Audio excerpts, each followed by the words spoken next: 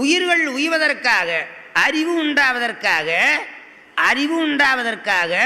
உலகத்திலே வாழ்வதற்காக, அப்புறம் திருவருளை சேர்வதற்காக சிவபெருமான் நூலை அருளி செய்திருக்கிறான். நூல் என்றால் அவன் அருளி செய்த நூல். சைவ சமயத்துக்கு முதல் நூல்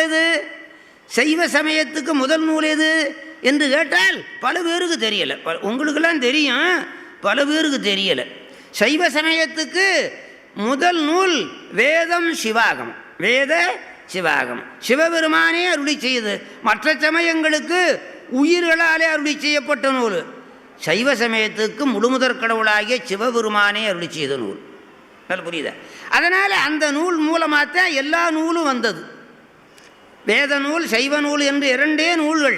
வேறு உரைக்கு நூல் இவற்றில் விரிந்த நூல்.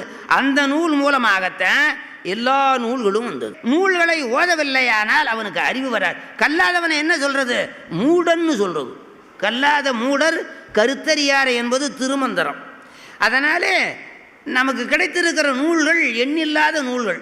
புராணம், சாத்திரம், தோத்திரம், சிவதோத்திரம் திருமுறை 12 திருமுறை முதலாக, அப்புறம் சிவசாத்திரம் 14, அப்புறம் சிவ புராணங்கள் வடமொழியிலே 18, அப்புறம் மற்ற தமிழில் வந்த புராணங்கள் ஏராளம்.